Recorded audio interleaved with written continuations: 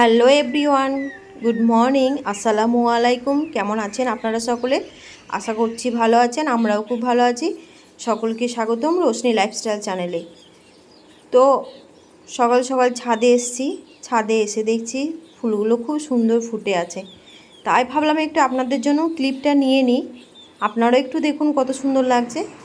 তারপরে এই যে এখন মোটামুটি সকাল 9টা থেকে 10টার মধ্যে, হয়তো সময়টা অ্যাকচুয়ালি ঠিক মনে নেই। তো রোশনি এই যে নিজে নিজে ডিম টোস্ট বানিয়েছে, ও এখন খাচ্ছে। এরপর খেয়ে দিয়ে রেডি হবে, তারপর যাবে স্কুলে। আর এই যে আমাদের বাড়ির সামনে যে তাল গাছটা আছে, ওখান থেকে বেশ কয়েকটা তাল আমরা কুড়িয়ে পেয়েছি। তো সেটাই আপনাদের একটু দেখিয়ে দিলাম, আর তাল গাছটাও দেখিয়ে দিলাম। আর আজকে ওয়েদারটা দেখছি বেশ সুন্দর লাগছে দেখতে। তো তারপর আর কি, রোশনি এই যে স্কুলের জন্য রেডি হয়ে নিয়েছে। আর এই যে ওর বান্ধবী, একদম ছোট্টবেলার বন্ধু জেসমিনা, তো স্কুলে যাওয়ার জন্য ওকে ডাকতে এসছে। তো এখন ওরা চলে যাবে স্কুলে।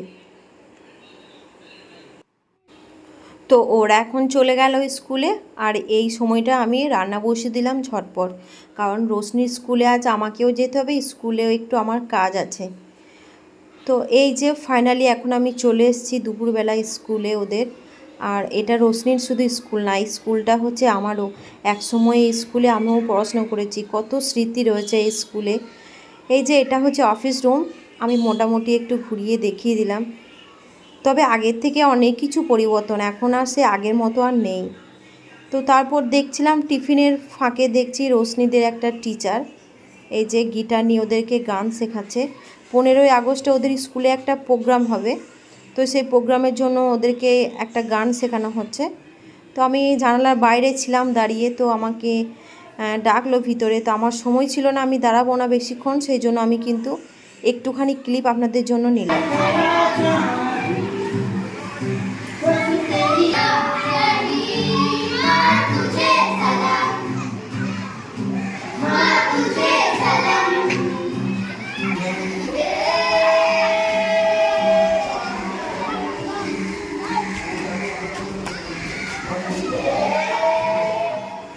তারপর আপনাদের সঙ্গে দেখা হচ্ছে একদম বিকালবেলা।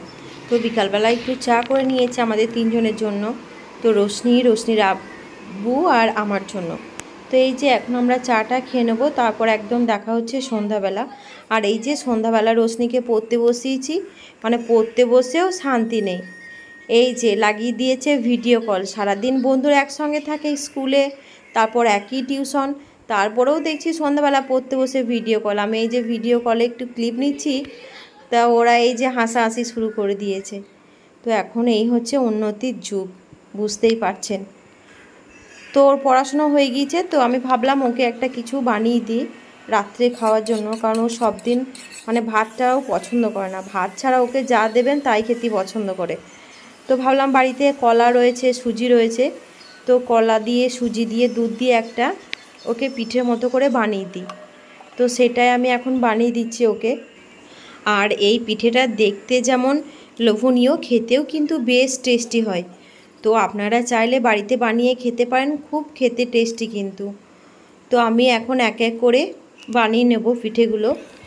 আর এই পিঠেটা দেখতে যেমন লোভনীয়, খেতেও কিন্তু ভীষণ টেস্টি। আর 2-4টে উপকরণ বাড়িতে থাকলে বানিয়ে নিতে পারবেন ঝটপট। তো কিভাবে বানাবেন সেটাও একটু আপনাদের বলে দিই।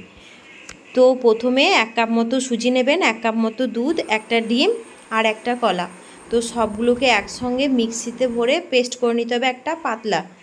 আমি প্রথমে ব্যাটারটা দেখিয়ে দিয়েছিলাম, ওরকম ব্যাটারটা হলেই হবে।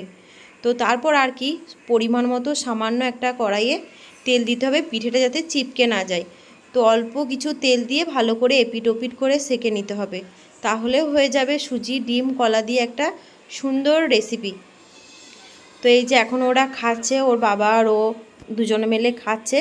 তো খেয়ে আমাকে রিভিউ দিচ্ছে যে দারুণ হয়েছে খেতে।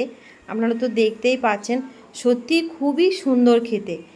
আর আপনারা অবশ্যই বানিয়ে খাবেন, আর খেয়ে কিন্তু অবশ্যই কমেন্ট করে আমাদেরকে জানাবেন যে খেয়ে কেমন লেগেছে। তো তারপর ওর আব্বু বসে পড়েছে একটু টেস্ট করার জন্য। তো ওকে বললাম একটু খেয়ে বলো কেমন হয়েছে।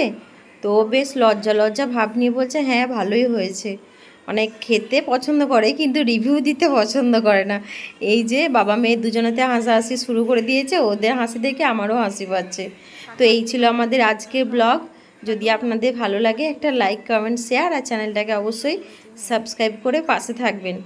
তো ভালো থাকবেন, সুস্থ থাকবেন, দেখা হচ্ছে নেক্সট ভিডিওতে। টাটা বন্ধুরা।